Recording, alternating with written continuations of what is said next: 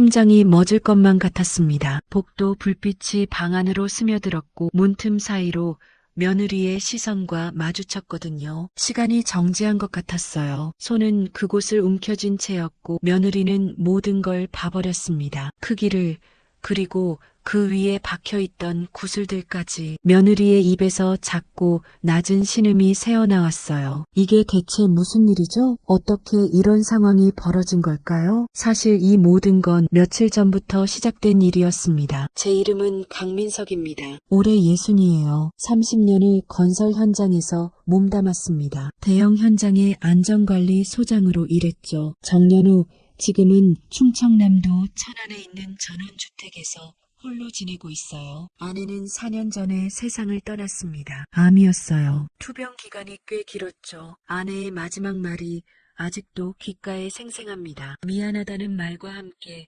제 손을 꼭 잡았던 그 순간 괜찮다고 아무 걱정 말라고 했지만 아내는 그날 밤 숨을 거뒀어요. 그 이후로 집은 너무나 조용했습니다. 아침에 눈을 뜨면 옆자리는 텅 비어 있었고 저녁은 혼자 먹었으며 밤이 되면 텔레비전만 켜둔 채 시간을 보냈어요. 특히 밤이 힘들었습니다. 60이라는 나이지만 그쪽은 아직 멀쩡했거든요. 젊은 시절 친구가 장난삼아 권한 게 있었어요. 그 부위에 구슬 같은 걸 박아 넣는 거였죠. 3개 정도 넣었는데 나중에 빼기도 민망해서 그냥 뒀습니다. 아내는 처음엔 거부감을 보였지만 나중엔 제법 좋아하더라고요. 그게 너무 좋다는 말을 자주 했었죠. 하지만 이제는 아무 쓸모없는 것이 되어버렸습니다. 4년 동안 여자를 만나지 못했으니까요. 밤이면 혼자 해결하곤 했습니다. 그렇게 살아왔어요. 저에게는 아들이 하나 있습니다. 이름은 준혁. 올해 38이에요. 작년에 결혼했습니다. 며느리 이름은 윤서, 33입니다. 처음 만난 날을 또렷이 기억합니다. 키는 160cm 정도, 날씬한 몸매에 단정한 인상이었어요. 솔직히 말하면 처음 봤을 때부터 마음이 흔들렸습니다. 얼굴은 청순한데 몸매가 참 탐스러웠거든요. 특히 가슴이 풍만했어요. 하지만 겉으로는 전혀 티를 내지 않았죠. 며느리니까요. 좋은 며느리를 만났다고 생각했습니다. 문제는 준혁의 직업이었어요. 원양어선 선원이었습니다. 회사가 부도나 실직한 뒤 빚이 남았대요. 그래서 바다로 나간 거였죠. 한번 배를 타면 최소 석 달, 길면 6개월은 바다에 있습니다. 준혁은 윤서를 혼자 두고 가는 게 미안하다고 했지만 젊을 때 고생해야 한다며 괜찮다고 말해줬어요. 윤서에게도 힘들면 연락하라고 했더니 윤서는 밝게 웃었지만 속엔 외로움이 서려 있었습니다. 저도 알았어요. 혼자 남겨진다는 게 어떤 건지. 그리고 한 달쯤 지났을 때였습니다. 준혁이 출항한 지 한 달쯤 됐을 무렵 윤서에게서 전화가 왔어요. 싱크대 배수구가 막혔다는 내용이었습니다. 업체는 예약이 밀려서 내일 온다고 했대요. 제가 가서 봐주겠다고 했더니 괜찮다고 말했지만 30분 안에 가겠다고 말했습니다. 공구함을 챙겨서 윤서의 아파트로 향했습니다. 초인종을 누르자 윤서가 문을 열었어요. 오늘 윤서는 간편복 차림이었습니다. 면 티셔츠에 반바지, 화장기 없는 얼굴이었어요. 싱크대 아래를 살펴보니 배수구가 막혀 있었습니다. 금방 고칠 수 있는 정도였어요. 좁은 공간에 몸을 밀어넣고 작업을 시작했습니다. 윤서가 괜찮냐고 물었지만 이런 거 많이 해봤다고 대답했어요. 30분쯤 걸렸습니다. 작업을 마치고 물을 틀어보라고 하니 시원하게 빠져나갔어요. 윤서가 정말 감사하다며 손을 씻고 거실로 나왔습니다. 그때 윤서가 저녁을 드셨냐고 물었어요. 아직이라고 하자 자기가 차려주겠다며 드시고 가라고 했습니다. 괜찮다고 했지만 윤서가 이렇게 도와주셨는데 어떻게 그냥 보내냐며 고집을 피웠어요. 결국 저녁을 먹기로 했습니다. 30분 뒤 윤서가 저녁상을 차렸어요. 된장찌개, 제육볶음, 김치, 계란말이가 상에 올라왔습니다. 맛있게 먹었어요. 윤서가 다행이라며 웃었습니다. 준혁이 잘 지내냐고 물으니 문자는 가끔 온다고 했어요. 외롭지 않냐고 묻자 윤서가 잠시 멈칫했습니다. 괜찮다고 했지만 힘들 거라는 걸 알았어요. 그러면서 제가 어떻게 견디냐고 되물었습니다. 뭐 사는 거라고 대답했죠. 식사를 마치고 윤서가 설거지를 했습니다. 이제 가야겠다고 하자 커피라도 마시고 가라며 권했어요. 윤서가 커피를 타왔습니다. 컵을 건네는데 손이 살짝 닿았어요. 순간 전기 같은 게 흘렀습니다. 윤서도 느낀 건지 눈빛이 흔들렸어요. 어색한 침묵이 흘렀습니다. 시계를 보니 밤 9시였어요. 진짜 가야겠다고 하자 윤서가 조심히 가라고 인사했습니다. 집으로 돌아왔습니다. 샤워를 하고 침대에 누웠지만 잠이 오지 않았어요. 자꾸 생각이 났거든요. 손이 닿았을 때 그 느낌, 윤서의 눈빛, 티셔츠 차림의 모습이 계속 떠올랐습니다. 며느리인데 이러면 안 된다고 고개를 흔들었어요. 하지만 몸은 정직하게 반응했습니다. 아래쪽이 단단해지기 시작했어요. 참아야 한다고 생각했지만 욕구는 점점 커졌습니다. 결국 손이 아래로 향했어요. 바지를 풀었습니다. 윤서를 떠올리며 천천히 움직였어요. 오늘 본 모습들이 떠올랐습니다. 티셔츠 아래 실루엣, 반바지 밑으로 드러난 다리, 손이 닿았을 때의 전율, 신음이 새어나왔어요. 점점 빨라졌습니다. 절정이 가까워지고 있었어요. 속으로 윤서의 이름을 불렀습니다. 그때였습니다. 거의 절정에 다다르려던 순간 핸드폰이 울렸어요. 그 순간 핸드폰이 울리지 않았다면 이후 제 삶은 달라졌을지도 모릅니다. 핸드폰을 보니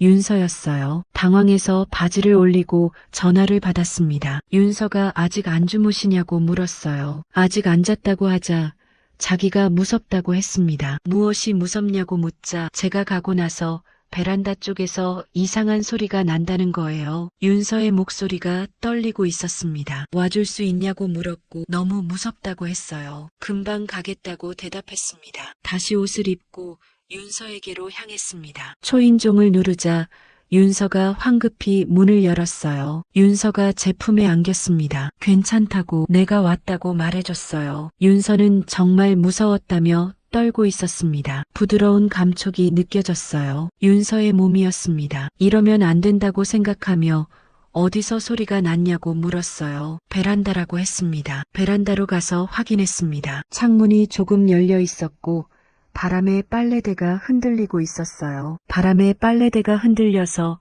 소리가 난 거였습니다. 윤서가 안도의 한숨을 내쉬었어요. 창문을 잠그면 된다고 하자 이제 괜찮냐고 물었습니다. 윤서가 감사하다고 했어요. 그럼 가야겠다고 하자 윤서가 제 팔을 잡았습니다. 그냥 가면 또 무서울 것 같다는 거예요. 윤서가 오늘 여기서 주무시면 안 되냐고 물었습니다. 그건 안 된다고 했지만 윤서는 안방은 자기가 쓰고 작은 방을 쓰라며 제발이라고 했어요. 눈빛이 간절했습니다. 결국 윤서의 작은 방에서 자기로 했어요. 윤서가 이불과 베개를 가져다 줬습니다. 불편하지 않겠냐고 물었지만 괜찮다고 했어요. 윤서가 편히 주무시라며 안방으로 들어갔습니다. 저는 침대에 누웠어요. 하지만 잠이 오지 않았습니다. 문 하나 사이에 윤서가 있다는 사실 그리고 아까 집에서 하다 만 것이 머릿속을 떠나지 않았어요. 조용히 하면 들키지 않겠다는 생각이 들었습니다. 바지를 풀었어요. 다시 시작했습니다. 윤서를 떠올리며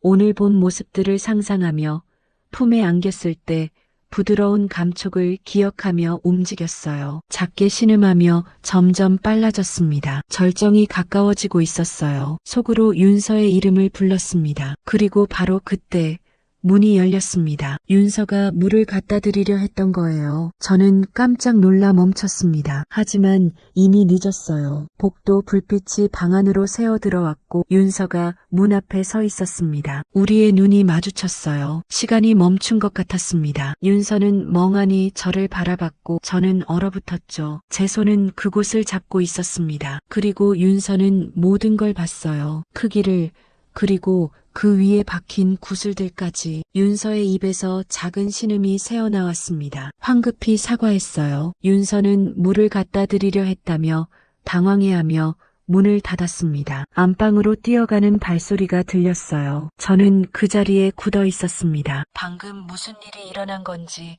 이해가 되지 않았어요. 손으로 얼굴을 감쌌습니다. 창피함이 밀려왔거든요. 며느리한테 그런 모습을 들켰다니. 게다가 구슬까지 다 보였어요. 급히 바지를 올리고 이불을 덮었습니다. 하지만 그게 무슨 소용이에요? 이미 다 본걸요. 내일 아침 어떻게 마주해야 할지 막막했습니다. 밖에서 아무 소리도 들리지 않았어요. 윤서도 충격을 받았나 봐요. 그날 밤 저는 거의 한숨도 못 자고 밤을 지샜습니다. 한편 안방에서 윤서도 잠들지 못하고 있었습니다. 침대에 누워 천장을 바라봤어요. 아까 본 장면이 자꾸 떠올랐습니다. 시아버지의 그것이 예순이라는 나이가 믿기지 않을 만큼 컸던 거예요. 그리고 그 위에 박힌 구슬들, 저게 구슬인가 싶었죠. 저렇게 큰데 구슬까지 있으면 저런 걸로 느끼면 어떨까 하는 생각이 들었습니다. 윤서는 고개를 흔들었어요. 무슨 생각을 하는 거냐며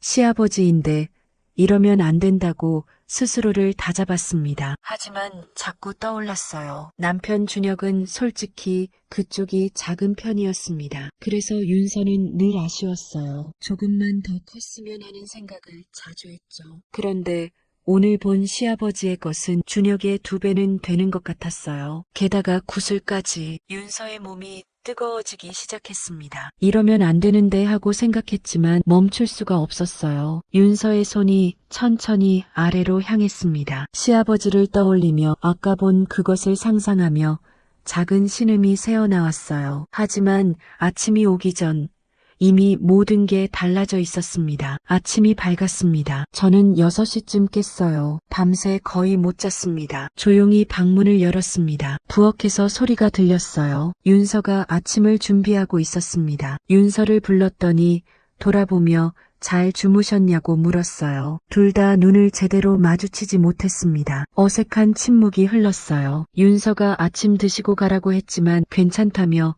그냥 가겠다고 했습니다. 윤서가 저를 불렀어요. 어젯밤 일을 사과했습니다. 노크를 했어야 하는 건데 죄송하다고 했어요. 제가 미안하다고 했습니다. 그때 윤서가 저를 똑바로 봤어요. 자기는 다 이해한다는 거예요. 아버님도 남자시고 혼자 계시니까 당연하다는 말이었습니다.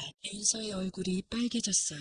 윤서를 불렀지만 괜찮다며 정말이라고 했습니다. 자기도 비슷하다는 거예요. 준혁이 없을 때 혼자 한다는 말을 끝까지 하지 못하고 멈췄습니다. 침묵이 흘렀어요. 윤서가 다시 아침 드시고 가라고 했고 알았다고 대답했습니다. 식탁에 앉아 아침을 먹었습니다. 하지만 여전히 어색했어요. 수저 소리만 달그락달그락 들렸습니다. 윤서가 조심스럽게 입을 열었어요. 어젯밤에 본 게 정말 대단했다는 거예요. 저는 깜짝 놀라 윤서를 봤습니다. 윤서의 얼굴이 새빨개져 있었어요. 윤서를 불렀지만 그런 말을 해서 죄송하다며 근데 진짜 너무 놀랐다고 했습니다. 그리고 그 구슬에 대해 물었어요.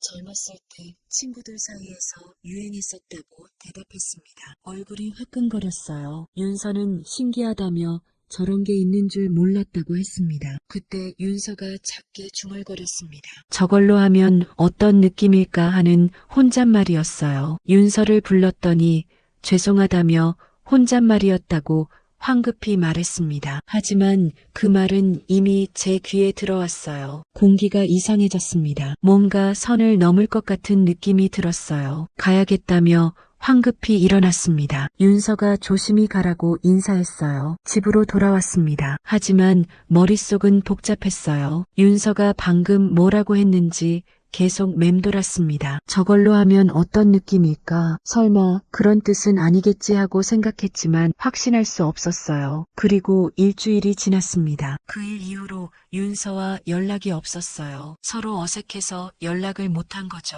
그런데 어느 주말 저녁 윤서에게서 다시 전화가 왔습니다. 일주일이 지난 주말 저녁이었습니다. 핸드폰이 울렸어요. 윤서였습니다. 전화를 받자 윤서가 보일러가 안 돌아간다고 했어요. 온수도 안 나오고 난방도 안 된다는 거였습니다. 업체는 불러봤냐고 물으니 주말이라 내일 온다고 했대요. 추운데 오늘 밤 어떡하냐고 묻자 모르겠다며 찜질방에 갈까 고민한다고 했습니다. 그러지 말고 우리 집으로 오라고 했어요. 여기서 자라고 했더니 정말 괜찮냐고 물었습니다. 빨리 오라고 추우면 큰일이라고 말했어요. 1시간 후 윤서가 왔습니다. 큰 가방을 들고 왔더라고요. 들어오라고 하자 추웠냐고 물었어요. 씻고 싶으면 씻으라며 손님방에 이불을 깔아주겠다고 했습니다. 윤서가 감사하다고 인사했어요. 윤서가 씻는 동안 저는 손님방을 정리했습니다. 이불을 깔고 전기장판을 켰어요. 윤서가 씻고 나왔습니다. 머리를 말리지 않은 채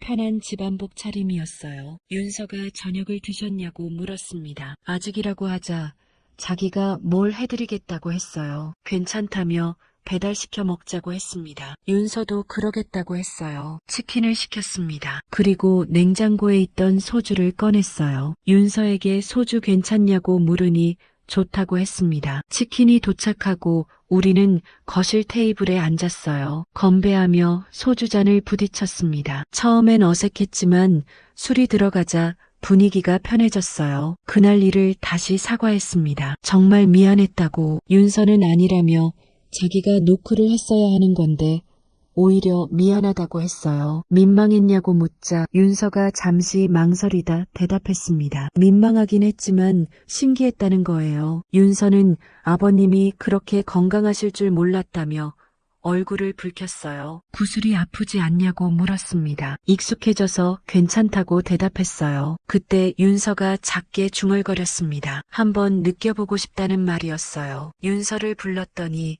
아니라며 혼잣말이었다고 황급히 소주잔을 들었습니다. 술이 더 들어갔어요. 2병째를 열었습니다. 윤서가 조심스럽게 말했어요. 요즘 너무 외롭다는 거였습니다. 그렇겠다고 준혁이 없으니까 당연하다고 말해줬어요. 윤서는 밤이 제일 힘들다며 목소리를 낮췄습니다. 혼자 자는 게 너무 싫다는 거예요. 제가 어떻게 버티냐고 물었습니다. 그냥 참는 거라고 대답했어요. 윤서가 솔직히 자기는 잘 못 참겠다고 했습니다. 윤서가 저를 똑바로 봤어요. 술에 취한 눈빛이었지만 진지했습니다. 솔직히 말해도 되냐고 물었고 그러라고 했어요. 윤서는 그날 이후로 계속 저를 생각했다고 고백했습니다. 윤서를 불렀지만 윤서는 계속 말을 이었어요. 자꾸 떠오른다는 거였습니다. 밤마다요. 더 이상 그런 말을 하면 안 된다고 했습니다. 윤서가 사과했어요. 술을 먹으니까 이상한 말을 많이 하는 것 같다며 소주를 또 마셨습니다. 윤서에게 취한 것 같으니 그만 마시라고 했어요. 이제 쉬어야 한다고 말했습니다. 윤서가 알았다며 일어나려다 비틀거렸어요. 얼른 윤서를 잡았습니다. 조심하라고 했어요. 윤서가 제품에 기댔습니다. 가까운 거리였어요. 윤서의 얼굴이 바로 앞에 있었습니다. 윤서가 따뜻하다며 중얼거렸어요. 방으로 가야 한다고 했지만 윤서는 싫다며 조금만 이렇게 있고 싶다고 했습니다. 윤서가 저를 안았어요. 조금만 이렇게 있고 싶다는 말을 반복했습니다. 윤서를 불렀습니다. 윤서가 외롭다고 말했어요. 윤서가 저를 올려다봤습니다. 우리의 시선이 마주쳤어요. 그리고 그 순간 윤서가 먼저 입술을 가져왔습니다. 그날 밤 우리는 선을 넘었습니다. 부드러웠어요. 윤서의 손이 제 목을 감았습니다. 머리로는 이러면 안 된다는 걸 알고 있었지만 몸은 정직하게 반응했어요. 키스가 깊어졌습니다. 윤서가 적극적이었어요. 신음이 새어나왔습니다. 제 손이 윤서의 허리를 감쌌어요. 윤서를 끌어안았습니다. 다시 키스했어요. 이번엔 더 깊고 거칠었습니다. 제 손이 윤서의 몸을 쓰다듬었어요. 윤서가 신음했습니다. 제 손이 윤서의 티셔츠 안으로 들어갔어요. 따뜻한 피부가 느껴졌습니다. 윤서가 떨었어요. 그때 정신을 차리려 했습니다. 안 된다고 윤서를 불렀어요. 하지만 윤서가 제 위로 올라왔습니다. 이미 늦었다는 거예요. 멈출 수 없다고 했습니다. 윤서의 눈빛이 간절했어요. 정말 원한다며 제 옷을 풀기 시작했습니다. 윤서도 자기 옷을 벗기 시작했어요. 보고 싶었다고 했습니다. 정말 하고 싶다고 말했어요. 그리고 천천히 우리는 하나가 됐습니다. 윤서의 신음이 새어나왔어요. 숨소리가 거칠어졌습니다. 땀이 흘렀어요. 오랜 시간 우리는 서로의 숨소리를 들으며 조용히 있었습니다. 밤이 깊어갔어요. 한참 후 숨을 고르며 소파에 포개어져 누워 있었습니다. 윤서가 후회 안 하냐고 물었어요. 모르겠다고 대답했습니다. 해야 하는 건지 말아야 하는 건지. 윤서는 자기는 안 한다고 했어요. 오늘 정말 행복했다는 거였습니다. 윤서가 제 어깨에 기댔어요. 이제 어떡하냐고 물었지만 모르겠다고 대답할 수밖에 없었습니다. 그날 밤 우리는 함께 잠들었어요. 잘못된 거 알면서도 행복했습니다. 그리고 그날 새벽 윤서가 말했어요. 또 하고 싶다는 거였습니다. 그 말이 낯설게 들리지 않더군요. 아침 햇살이 커튼 사이로 들어왔습니다. 눈을 떴어요. 옆에 윤서가 자고 있었습니다. 평화로운 얼굴이었어요. 어젯밤이 정말 현실이었다는 게 믿기지 않았습니다. 며느리와 같이 누워있다는 게요. 조심스럽게 일어났습니다. 윤서를 깨우지 않으려고요. 부엌으로 가서 커피를 내렸어요. 윤서가 일어나는 소리가 들렸습니다. 잠시 후 윤서가 거실로 나왔어요. 어젯밤 입었던 티셔츠를 대충 걸친 채였습니다. 윤서가 일어났냐고 물었고 커피를 마실 거냐고 물었습니다. 윤서가 마시겠다고 했어요. 둘 다 어색했습니다. 보일러 기사님이 온다고 연락 왔다며 윤서가 말했어요. 그럼 씻고 가라고 했더니 윤서가 고개를 끄덕였습니다. 침묵이 흘렀어요. 윤서가 조심스럽게 물었습니다. 어젯밤에 대해서요. 윤서는 자기는 후회 안 한다고 말했습니다. 저도 후회 안 한다고 대답했어요. 근데 이제 어떡하냐고 윤서가 물었습니다. 모르겠다고 했어요. 일단 준혁한테는 절대 비밀이라고 절대 말 못한다고 했습니다. 윤서도 그렇다고 했어요. 윤서가 커피를 마시고 씻었습니다. 가겠다고 하자 조심히 가라고 했어요. 현관까지 배웅했습니다. 윤서를 불렀어요. 다음에 보자고 했습니다. 윤서가 잠시 망설이다 말했어요. 다시 와도 되냐는 거였습니다. 괜찮다고 했어요. 윤서는 어젯밤이 너무 좋았다며 또 하고 싶다고 했습니다. 윤서의 얼굴이 빨개졌어요. 더 이상 그런 말을 하면 안 된다고 했지만 윤서는 안 되냐고 물었습니다. 정말이냐고 되물었고 윤서가 밝게 웃었어요. 보일러 고치는 게 1시간이면 된다며 그거 끝나면 바로 오겠다고 했습니다. 오늘이요. 안 된다며 망설였지만 사실 저도 원했어요. 좋다고 했습니다. 윤서가 감사하다며 나갔어요. 2시간 후 다시 초인종이 울렸습니다. 그리고 그날 이후 우리는 자주 만났어요. 준혁이 배를 타고 있는 동안이었습니다. 하지만 6달 후 위기가 찾아왔습니다. 그렇게 반년이 지난 어느 화요일 낮이었어요. 윤서가 우리 집에 와 있었습니다. 준혁은